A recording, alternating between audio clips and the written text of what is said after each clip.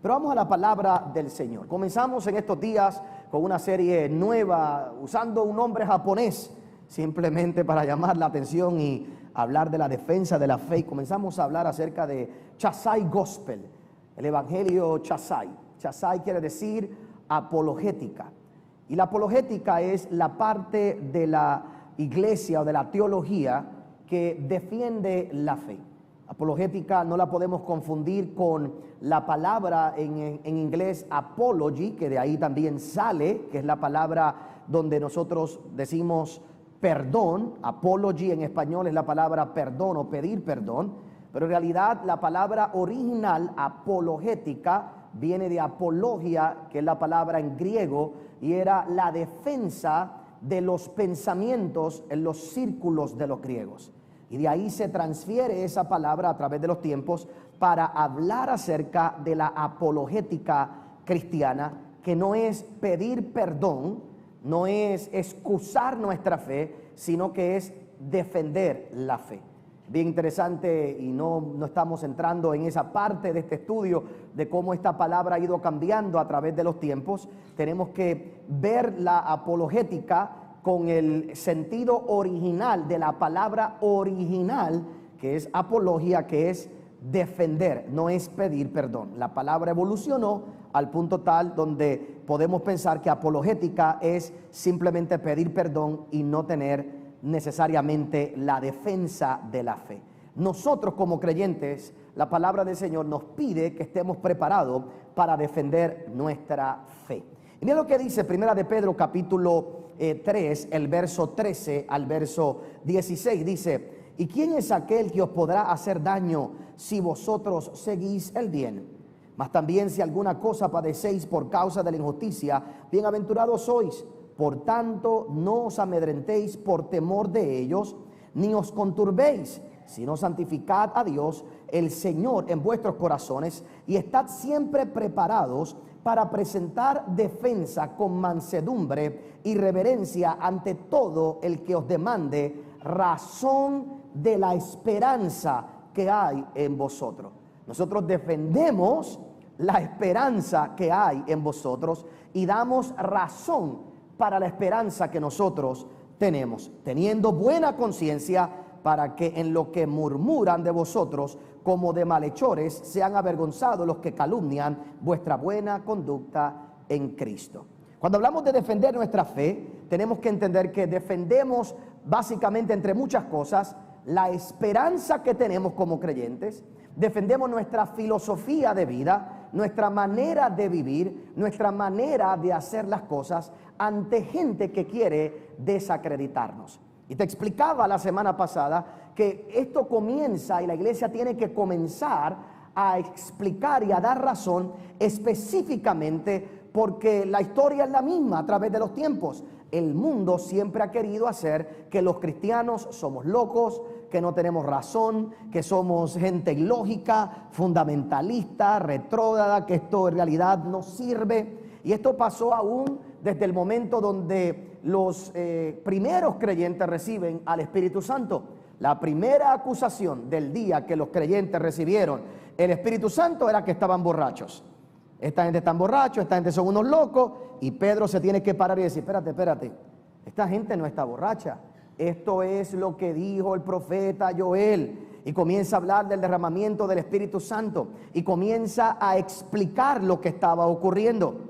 Cuando nosotros vemos en el libro de Hechos, vamos a ver diferentes momentos donde, por ejemplo, el apóstol Pablo tuvo que defender la fe. Y hay una frase bien interesante, porque en una ocasión, cuando él está ante el jurado y ante el juicio romano que le están haciendo, el líder de aquel tiempo le dice: casi me convences, casi me convierto, casi me hago cristiano. Porque el argumento que presentó Pablo fue un argumento tan racional y tan inteligente que provocó que aquellas personas pudieran pensar más allá de todo lo malo que se había estado diciendo a través de los tiempos. En aquellos tiempos había todo tipo de chisme, bochinches. Se decía que los cristianos comíamos carne, se decía que los cristianos abusábamos sexual de un montón de gente, que nos escondíamos en las cuevas para nosotros poder hacer cosas ocultas. Se decía que era un régimen que quería ir en contra del gobierno y derrocar el gobierno. Nada más lejos de la verdad. Así que se comienza a presentar la defensa para que el estilo de vida que nosotros llevemos, realmente la gente pueda entenderlo de alguna manera u otra o no quedar en vergüenza. Y si algo yo quisiera en el día de hoy, en los próximos días, es que tú tengas algunos argumentos para que nunca te avergüences de la palabra de Dios y nunca te avergüences de ser cristiano y tú puedas saber lo que yo creo, tengo razón, hay entendimiento, hay razonamiento, hay inteligencia y sabes que puedo defender mi fe delante de los demás. Sobre todas las cosas, te expliqué algo bien importante para el día de hoy. Hay un montón de personas también cristianas que dicen que esto que te estoy hablando no es necesario. El aprender a defender la fe para algunos no es necesario.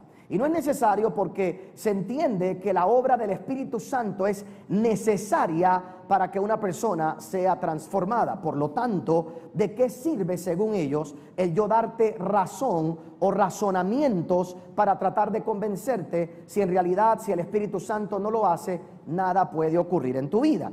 Y tienen cierta razón, pero no toda la razón. Y hoy vamos a ir un poquito más profundo en ese sentido.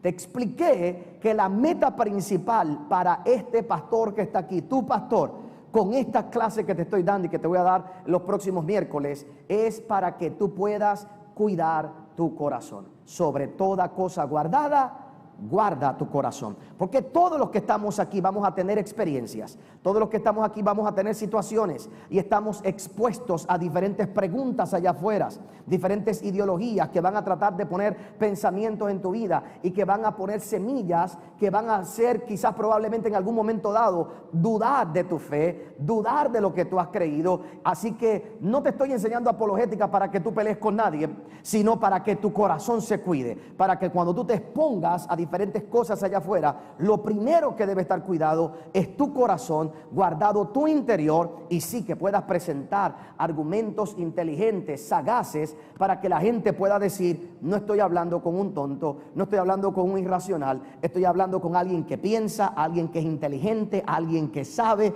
alguien que es maduro, alguien con quien se puede sentar uno y puede pensar, ¿verdad?, de diferentes maneras. En estos días tuve esa experiencia con una persona conocida de nuestro país, que cuando hablábamos, estábamos en una mesa, le hablábamos y él me estaba preguntándome acerca de ciertos conceptos, ciertas cosas ideológicas, y cuando yo le presento un argumento, me dice, se queda pensando y me dice: nunca lo había visto de esa manera. Y me dice él: me gusta oír gente inteligente que puedan darme argumentos que me pongan a pensar. Yo sé que desde ese día él está buscando cómo debatirme ese argumento y cómo bateármelo, y yo también estoy buscando para el próximo encuentro todo lo que él me va a decir para bateárselo para atrás. Pero en realidad ahí es que está el intercambio real de lo que nosotros como creyentes podemos hacer. Ahora mira lo que dice, quiero que vayas conmigo a un verso en el libro de Mateo capítulo 22. Mateo capítulo 22, y una vez más, tú y yo tenemos que recordar que la batalla más fuerte que nosotros como cristianos tenemos no es contra el enemigo y no es contra el mundo. Nuestra pelea no es contra carne ni sangre, sino contra principados y potestades. Pero la pregunta es: ¿cuál es el objetivo de los principados y de las potestades? ¿Cuál es el objetivo del enemigo? Y el objetivo del enemigo no es otra cosa que capturar tu corazón, que capturar tu mente. Por eso es que la palabra del Señor dice en el libro de Mateo capítulo 22, el verso 35: y uno de ellos, intérprete de la ley, preguntó por tentarle diciendo: Maestro, ¿cuál es el gran mandamiento de la ley? Jesús le dijo: amarás al Señor tu Dios con todo tu corazón y con toda tu alma y con toda tu mente. Este es el primero y grande mandamiento. Y el segundo es semejante: amarás a tu prójimo como a ti mismo. De estos dos mandamientos depende toda la ley y los profetas. La batalla a través de los tiempos siempre ha sido por tu corazón, siempre ha sido por tu mente. Y en el momento que el enemigo pone un pensamiento erróneo en tu mente y tú albergas ese pensamiento erróneo en tu mente y lo llevas a tu corazón, lo próximo que viene es la desconexión con Dios. Así fue que empezó el pecado en el mundo. Así es que Eva coge el pensamiento que la serpiente le dio. ¿Qué hizo la serpiente? Tergiversó las palabras que Dios había dicho. Fíjate que la serpiente le dice a Eva, con que Dios os ha dicho, cuestionando, con que Dios os ha dicho que no puedes tocar ninguno de estos árboles, que no puedes participar de este árbol en particular, con que Dios os ha dicho. No, es que Dios sabe que será, y pone una duda, y esa pequeña duda ella la alberga en el corazón.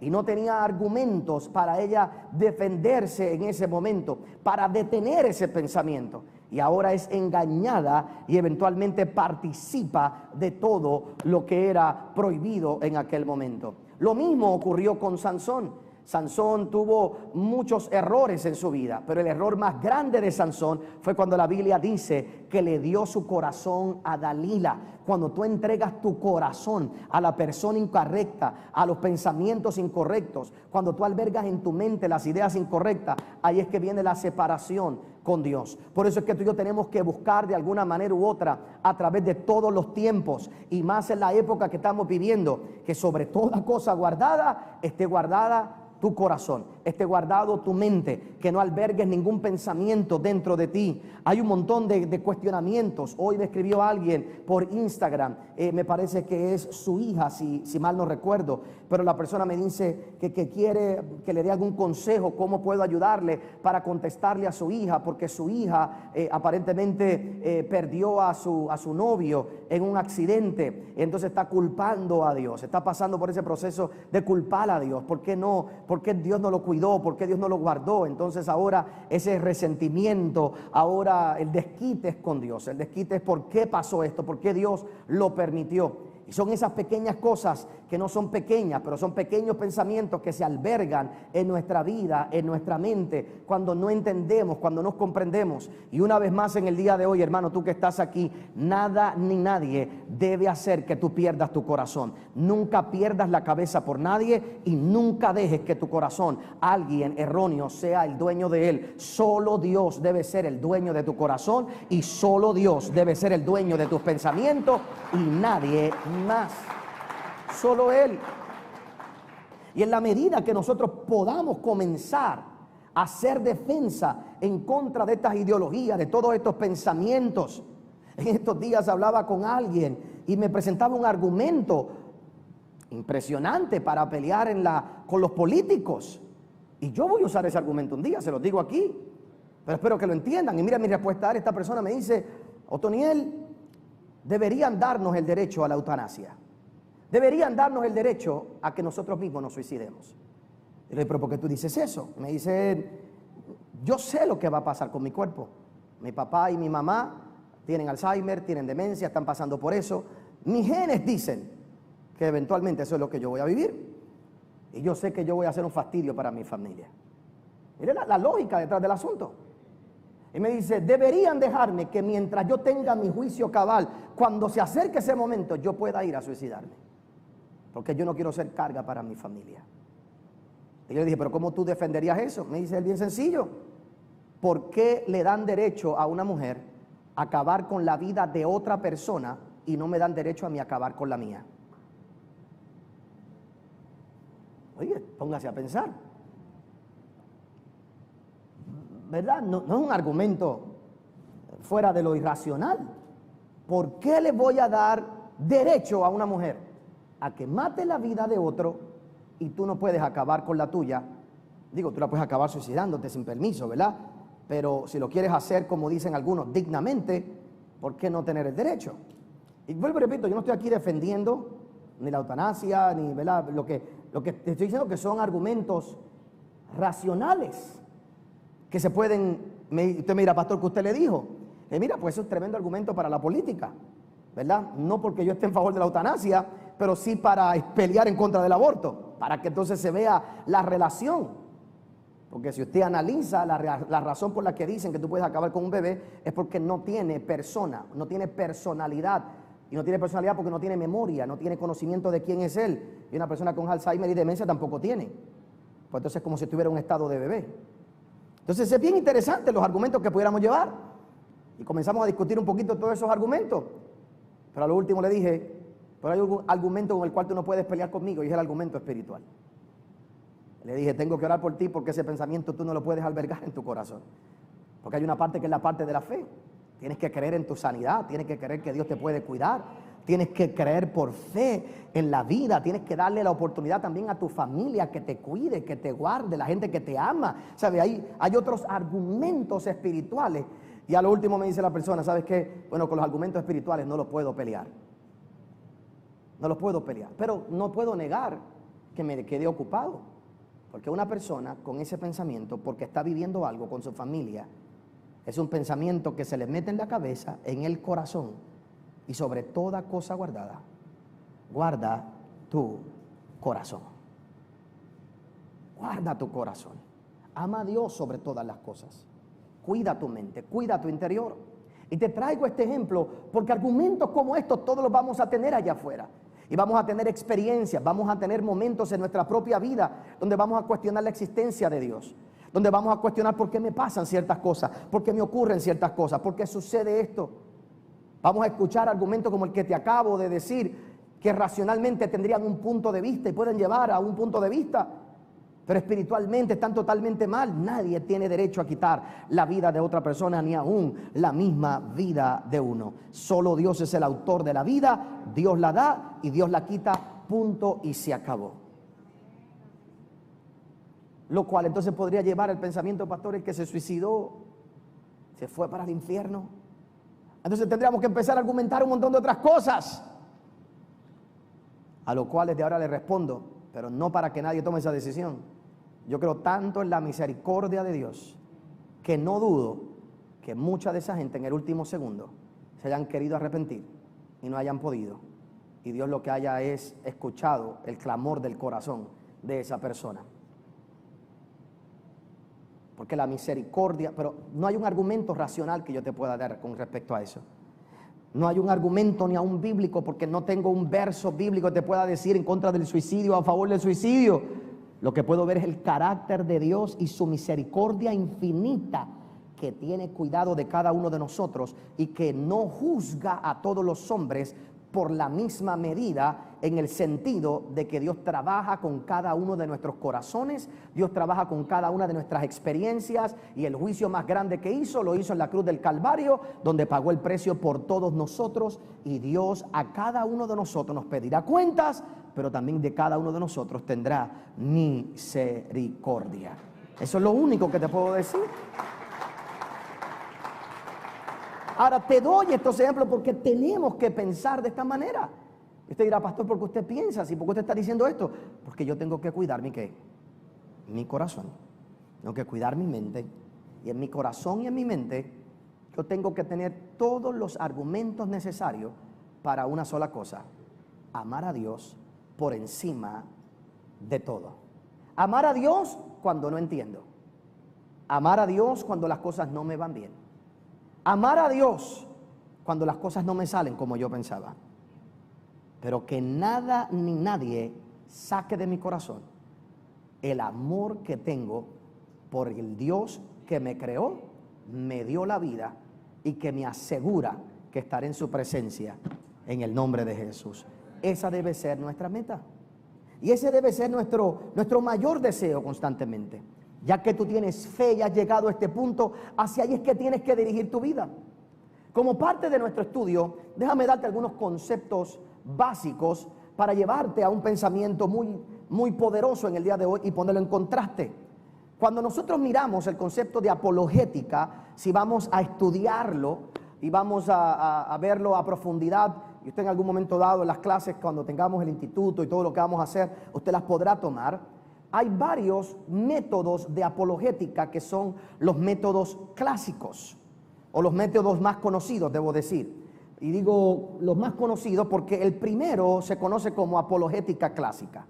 Y la apologética clásica es simplemente argumentos básicos a través de los cuales se da razones o se argumenta de la veracidad del Evangelio. Y cuando miramos lo que es apologética clásica, lo que dice es que toma un pensamiento del mundo y usa el mismo pensamiento o la misma evidencia que el mundo te da para presentar argumentos a favor de Dios. En otras palabras, toma los argumentos racionales, inteligentes de la gente, usa la misma evidencia para entonces argumentar hacia Dios. Por ejemplo, voy a dar un ejemplo así rápido que me puede venir en la cabeza para que usted entienda básicamente. Si alguien viene con la teoría del Big Bang, perfecto, ¿qué es el Big Bang? Una explosión. ¿De dónde viene esa explosión? Ah, un sonido. Ok, ¿quién hizo ese sonido?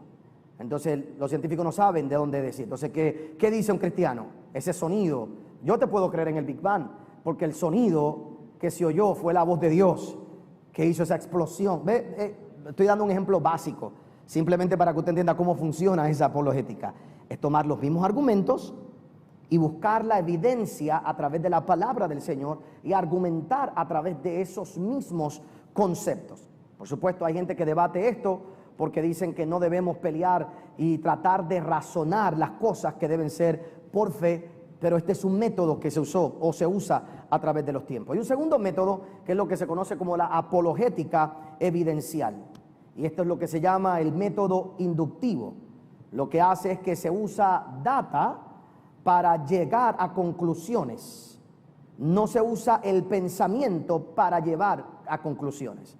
En otras palabras, la clásica usa un pensamiento de alguien, lo que tú me dijiste, lo que tú me hablaste, para ayudarte a otros argumentos. En lo que es la evidencial, utilizo los hechos, los facts, la data que tengo para llevar algunos argumentos. Número 3, lo que se llama la apologética presuposicional. Yo lo que quiero que usted entienda unos conceptos básicos para llevarte un punto en un momento, por favor. No quiero aburrir a nadie aquí, espero que lo aproveche. Esto es la gente que piensa que básicamente una persona no creyente no puede recibir evidencia alguna de la verdad, por lo tanto son aquellos que ya han comenzado en ellos la obra del Espíritu Santo con los que podemos tratar.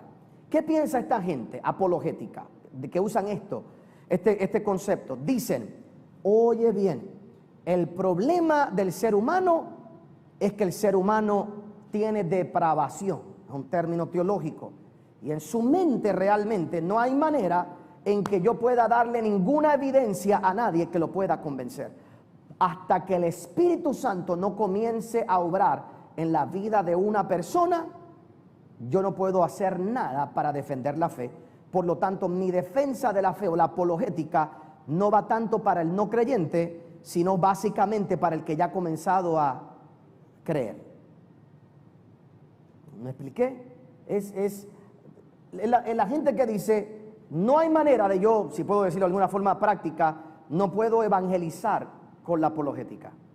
La apologética en realidad es para aquellos que ya han comenzado a creer, que el Espíritu ha comenzado a obrar en ellos, y ahora simplemente yo voy a comenzar a proyectar ciertas ideas para que entonces ahora puedan defender su fe, puedan entrar en esa dimensión. Y vuelvo y repito, y para aquellos que me ven por televisión, estoy dando esto, yo sé que de la forma más simple que encontré para llevar un punto nada más, así que podríamos estudiar cada una de estas y mirar todos los argumentos. Está la apologética que se llama fideísta, y esta simplemente dice que hay un nivel más alto que la razón, que es el nivel espiritual, y por lo tanto nuestros argumentos tienen que ir en otra dirección espirituales. Es la gente que batalla y piensa, ¿sabes qué? No hay manera que yo realmente pueda de razonamiento a razonamiento convencer a alguien. Tiene que haber un momento donde nosotros entendamos que hay un nivel más alto que es el nivel del pensamiento, que el nivel de la razón, y por lo tanto a esa dimensión es que tenemos que dirigirnos. ¿Por qué mencionarte estas cuatro cosas o estos cuatro métodos de forma básica? Y como dije, vuelvo ya con la aclaración para aquellos que nos ven siempre, ¿verdad? Que lo que estoy dando es algo básico. La realidad es que en lo personal creo que todos nosotros como creyentes debemos de alguna manera u otra aprender un poquito de todas. Creo que no existe un método perfecto para defender la fe.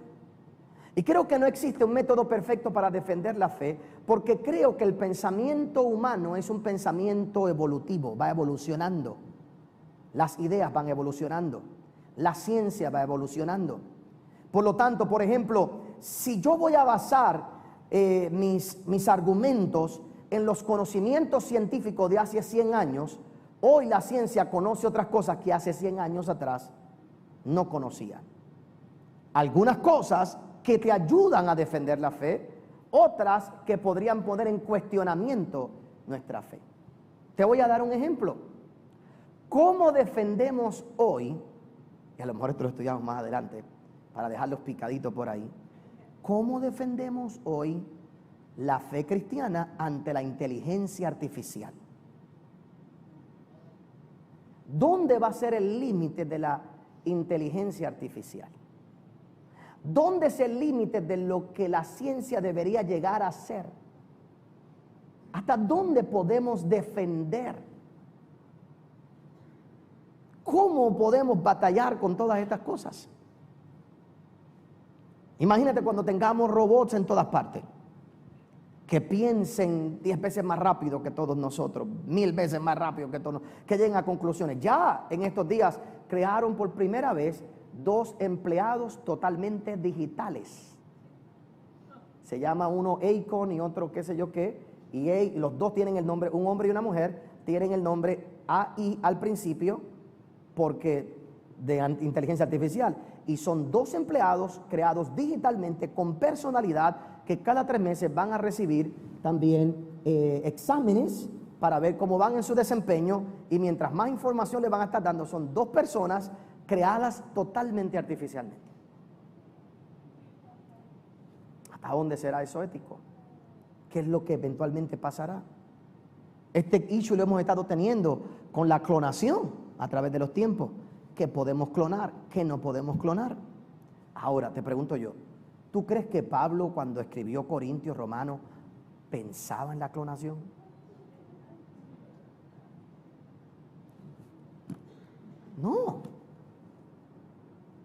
No pensaba en eso. La ciencia ha evolucionado. Usted me preguntará a mí aquí hoy, ¿es bueno o es malo? Pues no sé. Tenemos que ver, tenemos que mirar. Lo único que yo creo que todo esto es malo es que la gente está dependiendo más de la ciencia y de la medicina que de Dios. Y cuando tu dependencia está en la industria de la medicina, ellos serán tus dioses, para ellos trabajarás y a ellos les vas a servir.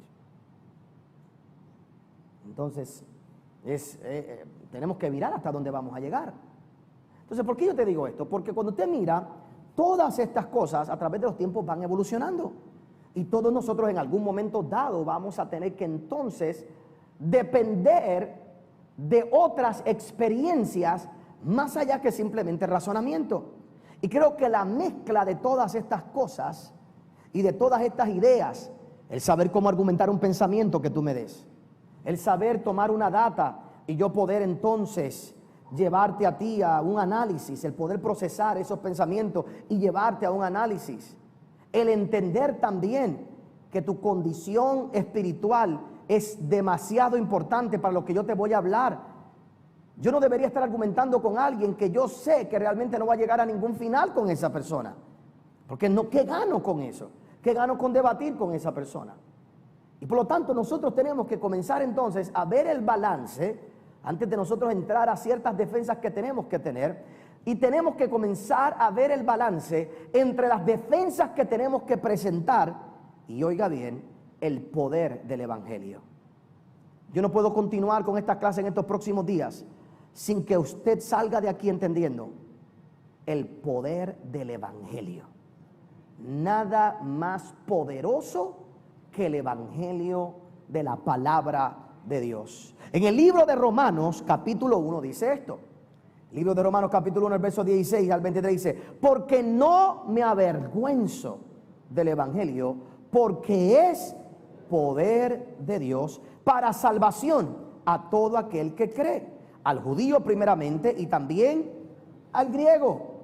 porque en el Evangelio la justicia de Dios se revela por fe y para fe, como está escrito, mas el justo por la fe vivirá.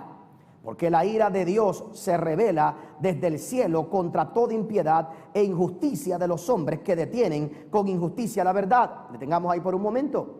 Tú y yo no estamos aquí por algún argumento lógico. Tú y yo no estamos aquí, no debemos estar aquí por una idea racional. Tú y yo no debemos estar aquí buscando estimular nuestra mente, meramente nuestros pensamientos. Nada de eso es malo. Qué bueno que aprendemos, qué bueno que estudiamos, qué bueno que tenemos evidencia, qué bueno que podemos analizar, qué bueno que podemos prepararnos. Pero tú y yo estamos aquí por una sola cosa, por el poder del Evangelio. Y para el mundo el Evangelio es locura. El Evangelio un día abrió tus ojos, el Evangelio un día abrió tu corazón, el Evangelio te hizo entender un día de una manera por encima de tus pensamientos, por encima de tu razonamiento. Un día vino la palabra de Dios a tu vida, cambió tu manera de pensar y te abrió un mundo que de otra manera no los hubieras podido ver jamás ni nunca. Por eso cuando nosotros predicamos no podemos meramente dar una enseñanza, no podemos dar meramente un discipulado, no podemos darte simplemente argumentos. Tiene que haber detrás de todo el poder del Evangelio, y el Evangelio no es otra cosa que las buenas nuevas del Cristo crucificado, que se levantó de los muertos, que resucitó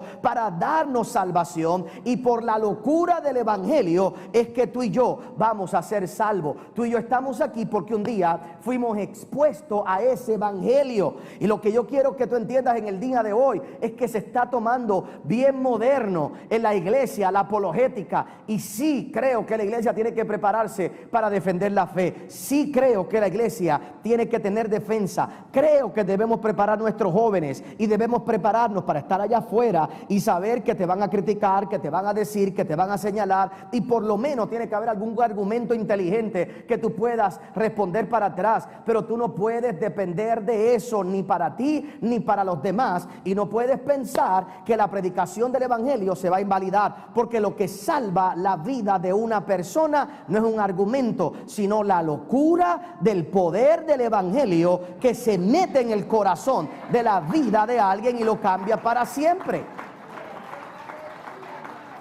Ahí es donde creo a veces que la iglesia se ha vuelto muy sofisticada.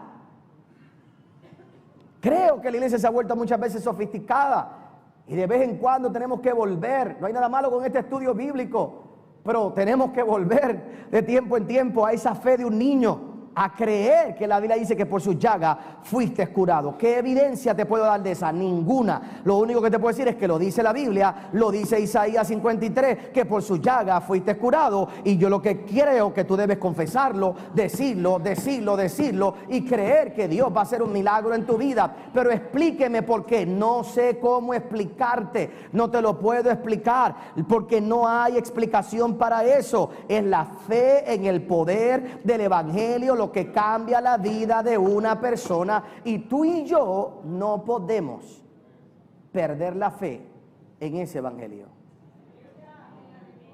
¿Y por qué hago esta aclaración? Porque hay muchos de los que están aquí callados allá afuera, porque no sabes qué decir, no sabes cómo defenderte. Hay un montón de gente queriendo volverse doctores en teología y estudiar la Biblia para presentar argumentos y sentirse mejor preparado. Felicidades por ti. Todo el que quiera aprender debe aprender, pero tú no vas a ganarte a nadie con un sistema teológico. Tú no vas a convertir a nadie con un sistema teológico. Tú no vas a convertir a ninguna persona con un argumento natural. La gente se convierte y se transforma por una sola cosa: la locura del Evangelio, de las buenas nuevas, de que Cristo vino y murió por nosotros y resucitó para darnos vida y dárnoslas en abundancia. Y esa debe ser nuestra prioridad todos los días.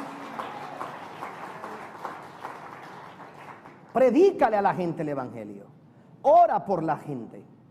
Oye, te quiero llevar estos versos y que los veamos por un momento para cuidar nuestro corazón primero. Pero entiende que es la locura del Evangelio. La locura del Evangelio. Y cada vez más me doy cuenta de la necesidad que hay de esto. Cada vez más. Cada vez más. En estos días hablaba con un caballero que me citó a hablar con él, una persona conocida, con ciertas situaciones. Y me decía, sé que lo único que yo necesito es de Dios. Y lo he estado buscando, pastor. Cuando terminamos de hablar, lo que me pidió fue una cosa.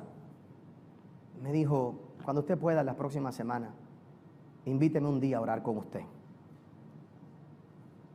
Me gustaría ir a su templo con usted allí, arrodillarme y orar. Y cuando yo salgo de esa mesa, veo la necesidad de gente tan influyente, tan importante, que no hay argumento que yo le pueda dar, solo el mero hecho de que te digan que lo que necesitan es oración, que lo que necesitan es orar. ¿Y sabes lo que me entristece? Que el mundo sabe lo que necesita y los cristianos, sabiendo lo que tienen que hacer, piensan que no lo necesitan. ¿Cuándo fue la última vez que tú sentiste la necesidad de venir al templo a orar? Lo que pasa es que mientras más nos conectamos con Dios, a veces lo hacemos desde nuestra mente y no desde el Espíritu. Y ahí es donde comienza nuestra vida a retroceder. Yo no tengo problema con que usted sea un cristiano más sofisticado o más fino, más finucci, que conozca más versos, que conozca grandes argumentos y que pueda defender la fe. Pero sobre todas las cosas, usted y yo deberíamos ser de los locos del Evangelio, donde le pongamos las manos a la gente y creamos que se van a sanar, donde declaremos la palabra y creamos que algo va a ocurrir, donde tú salgas allá afuera y prediques la palabra y que la gente tú esperes que se convierta y que le entregue su vida al Señor. Por supuesto, qué maravilloso sería que tú puedas tener ese balance, que te puedas sentar con alguien que todavía no está en ese grado y que solo necesita no menospreciarte, sino ver la racionalidad, la inteligencia y simplemente querer acercarse a ti. Eso fue lo que pasó con Jesús. ¿Por qué se acercaba a Jesús un Nicodemo? ¿Por qué se acercaba un Zaqueo? ¿Por qué Zaqueo quería mirar a un Jesús? ¿Por qué un centurión romano quería mirar a Jesús? Los milagros que hacía, las cosas que ocurrían alrededor de él. Pero no tan solo eso. Cuando él se sentaba, Jesús tenía la capacidad de hablarle a un niño y hablarle a un rico. Y esa debería ser la gracia de los creyentes. Esa debería ser tu gracia en los próximos días. Y esto comienza con tu experiencia personal. Que cuando tú salgas de aquí hoy, en los próximos minutos, tú puedas decir, ¿sabes qué? Mi salvación no viene por lo que yo he racionado. Mi salvación viene por el poder del Evangelio, del cual no me avergüenzo. ¿Tú eres de los que crees que Cristo murió y resucitó? Sí, y no me avergüenzo. Sí, y no me avergüenzo. Creo que fue para Semana Santa pasada, en un noticiero, una de las reporteras le hizo esta pregunta a mí y al padre Willy. Yo no la pude contestar por cuestión de tiempo. Padre Willy dio su contestación, pero ella hizo esta pregunta. Conozco mucha gente, y a lo mejor pienso que es ella también, ¿verdad? Porque cuando siempre uno pregunta por pastillas por un amigo, el amigo es uno. Lo que pasa es que para no decir que soy yo, pues, ¿verdad? Y entonces, esto no es para mí, esto es para un amigo que piensa así, ¿verdad? Pero es el amigo interno que uno tiene.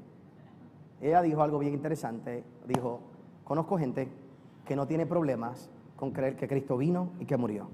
Lo que tienen es problemas con la resurrección. ¿Cómo probamos que resucitó? Y hay forma de probarla. Hay forma de probarlo. Yo te puedo dar argumentos. Si tú vas a creer que la Biblia es un documento histórico y que es un documento real y que está comprobado que el Evangelio y los Evangelios son hechos reales que ocurrieron, No me puedes decir que la mitad es buena y la mitad es mala.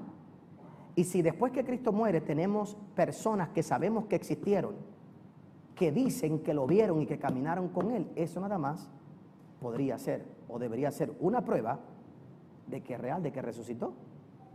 Porque entonces me tienes que argumentar por qué la mitad del Evangelio es verdadero, es histórico y lo otro no. Así que si creemos en las historias de aquellos que lo vieron cuando hizo milagros, debemos creer también la historia de aquellos que lo vieron resucitar. Pero a la larga de la postre, hermano, eso no importa.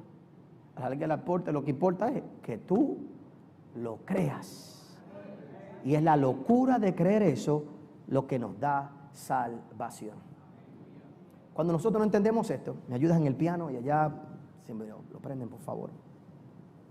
Cuando nosotros leemos Romano lleva a un proceso que de todos nosotros tenemos que cuidarnos. Y vuelvo y repito una vez más, nuestra meta debe ser cuidar nuestro corazón sobre todas las cosas. Y mira lo que dice el verso 17 en adelante.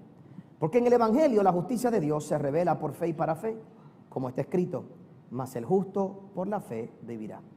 Porque la ira de Dios se revela desde el cielo contra toda impiedad e injusticia de los hombres que detienen con injusticia la verdad.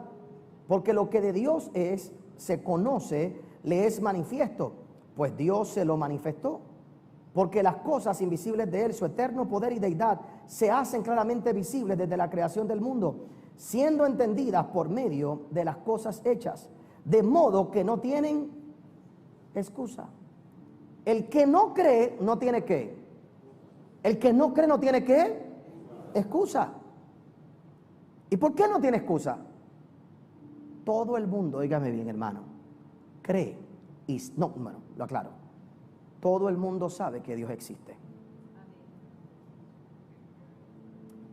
Todo el mundo sabe que Dios existe.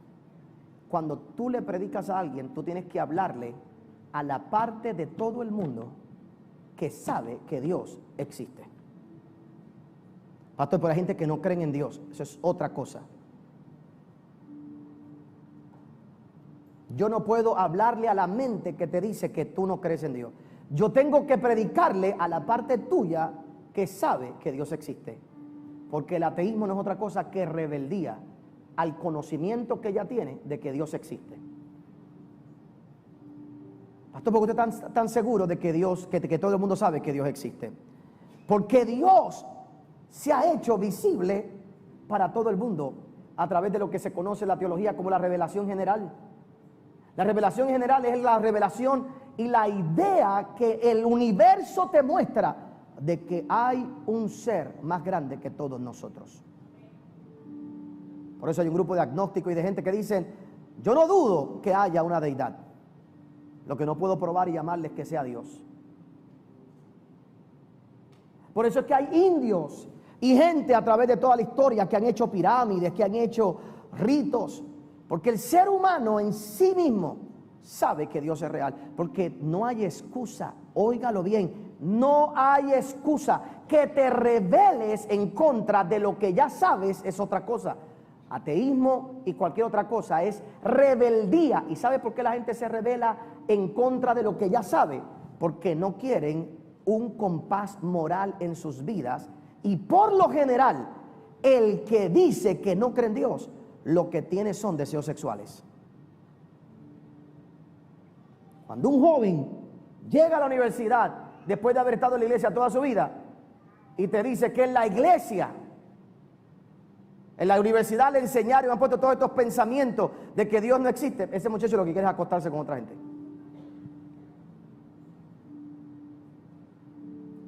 Eso es todo. Porque si yo saco a Dios de la ecuación, puedo hacer lo que me da la gana. Puedo hacer lo que quiera. Puedo vivir a mi manera. Y lo grande de todo esto es que delante de Dios nadie tendrá excusa. Porque Dios se ha hecho visible. Mira tu vida en el día de hoy. Sí, yo sé que tú siempre ves cuando Dios no está. o cuando tú piensas que no está. Y sí, sé que juzgas las cosas que te han pasado y piensas, Dios no estuvo aquí, ¿por qué no estuvo aquí? Pero ¿por qué no te concentras y miras todas las veces que lo debiste haber visto y todas las veces que lo has visto en tu vida y cada mañana que tú lo has visto y cómo Dios te ha cuidado toda tu vida? Porque no tienes excusa cuando tú ves la mano de Dios, porque hay un montón de cosas en tu vida que tú no sabes cómo pasaron, que tú no sabes cómo ocurrieron, pero algo tú sabes que ocurrió y que no pudo haber ocurrido por cualquier razón, sino que tiene que haber sido la mano de Dios al lado tuyo y no tienes verdadera excusa. No hay. No hay. Por eso cuando yo le predico a alguien, no le puedo predicar a la mente rebelde que está buscando una excusa para no creer en Dios, para hacer lo que le da la gana. Tengo que buscar y llegar a la persona y a la parte de la persona que sabe y no tiene excusa. Y óyelo bien una vez más. Tu hijo que dice que no cree en Dios, hay una parte de él muy adentro que no tiene excusa. Él sabe que Dios existe. Y a ese es que tú tienes que hablarle. A esa es que tú tienes que hablarle. A esa persona que está allá adentro. Por eso cuando tú hables la palabra de Dios, háblale a esa persona. Usa lenguajes que lleguen a ese corazón, que lleguen allá adentro, que conozca la parte de Dios. Hermanos, cuando nosotros miramos estos versos, bueno, déjame terminar de leerlo y te explico para entonces orar. Dice el verso 20, porque las cosas invisibles de Él, su eterno poder y deidad, se hacen claramente visibles desde la creación del mundo, siendo entendidas por medio de las cosas hechas, de modo que no tienen excusa. Pues habiendo conocido a Dios, no le glorificaron como a Dios, ni le dieron gracias, sino que se envanecieron en sus razonamientos, y su necio corazón fue entenebrecido. Profesando ser sabios, se hicieron necios y cambiaron la gloria de Dios incorruptible en semejanza de imagen de hombres corruptible, de aves, de cuadrúpedos y de reptiles. Cuando usted mira todos estos versos, y si siguiéramos leyendo Romanos y vamos un poquito más adelante, te va a hablar de toda la depravación que hay en el corazón del hombre. Y si te das cuenta, cuando nosotros miramos, es lo que te acabo de explicar, es lo que te acabo de decir. Simplemente, hermanos, la persona que dice, cuando usted mira, se da cuenta, mira lo que dice el verso 24, no está en la pantalla, por lo cual también Dios los entregó a la inmundicia en la concupiscencia de sus corazones, de modo que deshonraron entre sí sus propios cuerpos, ya que cambiaron la verdad de Dios por la mentira, honrando y dando culto a las criaturas antes que el Creador, el cual es bendito por los siglos. Y después te sigue diciendo, por eso se entregan a pasiones vergonzosas. Hermano, esto es muy sencillo. Dios se ha hecho visible al mundo. Dios no está escondido. Dios se ha mostrado a través de todos los tiempos. Dios se ha mostrado a través de todos los tiempos. Todos nosotros hemos tenido una experiencia con Dios. El hombre se revela porque llega el momento donde algunas personas con su razonamiento lo que quieren excusar es algo muy simple. Lo que quieren excusar es el por qué ellos se van a entregar a las pasiones del mundo, a la lujuria del mundo. Y la forma de poderlo hacer conscientemente y con tranquilidad es una muy sencilla, creyendo que Dios no existe. La otra manera que el mundo justifica esto es haciendo leyes y haciendo cosas que son inmorales en contra de Dios, haciendo las leyes porque si la hago ley siento que soy moral. Pero el hecho de que algo en la ley se te permita no quiere decir que sea moralmente correcto delante de Dios. Además, la palabra de Dios te dice que todo te es lícito, pero no todo te conviene. Esto es muy sencillo, muy simple. La gente que simplemente niega a Dios no tienen excusa y lo hacen con el propósito de entregarse a las pasiones carnales. Y el problema de toda esa gente es, cuando usted mira Romanos capítulo 1, comienzan a hacer ídolos. comienzan a ser ídolos. Ídolos no de palo. Comienzan a creer en artistas. Comienzan a creer en gente que profesan ciertas ideas, que ellos los idealizan y los ponen como ídolos para justificar lo que ellos quieren hacer. Y cuando usted trata de argumentar con ellos, ya simplemente, hermanos, han perdido su mente, han perdido su razonamiento. Por eso, cuando nosotros llegamos a ese grupo de personas, tú y yo tenemos que tener clara en nuestra conciencia varias cosas para orar. Oiga bien, predica el evangelio. Predica el evangelio. No defiendas el evangelio, predícalo. Defendemos nuestra fe con argumentos, defendemos nuestra fe con inteligencia, pero atrévete a predicar el evangelio. La pregunta es: ¿a quién le predico? Cuando yo le predico a alguien, no le puedo predicar a la mente rebelde. Le tengo que predicar, oiga bien, a la parte de todo el mundo que sabe que Dios existe.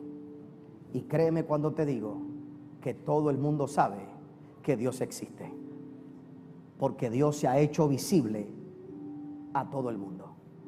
Predícale a la parte de todo el mundo que sabe que hay una verdad. Todo el mundo sabe que hay una verdad, que hay algo que es verdad. Y a esa parte que yo tengo que predicarle. Por eso es que el evangelio lo que cambia es el corazón y lo que llega al corazón. Predícale a la parte de todo ser humano que sabe que existe el bien y el mal. Predícale a la parte de la gente que sabe que algún día tendrá que dar cuentas. Porque el que más o el que menos sabe que algún día tendrá que dar cuenta. Y cuando le predicas a esa parte de esa persona, es cuando le puedes predicar acerca de nuestro Salvador y la necesidad que todos tenemos de Él. Así es que la gente se convierte. Así es que la gente le entrega su vida al Señor. Así es que la gente se transforma. No por el argumento racional o inteligente, es por el poder del evangelio. Cuando tú salgas de aquí en el día de hoy, recuerda que lo que te estoy enseñando en el día de hoy es muy sencillo. Primero es para proteger tu corazón sobre todas las cosas, para que presentemos defensa de forma inteligente, de forma sabia, para que el mundo no nos vea como tontos, para que el mundo nos vea como gente inteligente con las que podemos hablar. Pero cuando le prediques a alguien, predícale a la parte de la persona que sabe que Dios existe, que sabe que hay una verdad, que sabe que hay bien y mal, que sabe que algún día va a dar cuenta. Y esa es la parte de la persona que necesita saber que necesita un Salvador y que ese Salvador es Jesucristo. Yo le pido a Dios que esto que te he enseñado tú lo atesores. Y créeme cuando te digo que no en toda iglesia te van a enseñar esto. No en toda iglesia te van a enseñar esto. Pero en esta iglesia queremos más y mejores discípulos. Más y mejores. No es tan solo ser discípulo de Cristo, es ser un mejor discípulo. Y entiende hoy el poder del evangelio en el nombre de Jesús. Ponte de pie ahí en esta noche, en esta hora. Si le vas a dar el aplauso, dáselo al Señor, seguro que sí. No necesito el aplauso, pero ya que lo empezaron, délo bien. Levanta tus manitas al cielo ahí donde tú estás en esta noche.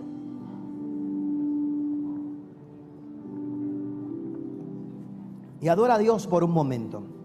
Adora al Señor ahí en esta noche. Adora al Señor. Hoy te di la clave de cómo predicarle a tus nietos, cómo hablarle a tus hijos. No has perdido la batalla. Aunque tú creas que no están entendiendo, aunque te argumenten, háblale a ese corazón. Siembra esa semilla ahí. Siembra el poder del evangelio. Algún día esa semilla va a germinar. Levanta tus manos al cielo.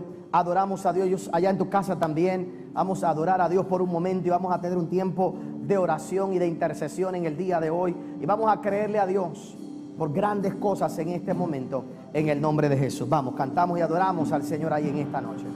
Mi Dios y Padre eterno, autor de la creación, poderoso, tu espíritu intervino, el Verbo se encarnó, Cristo tú salvas. Creo en nuestro Dios el Padre, en su Hijo Cristo el Rey, creo en el Espíritu Santo,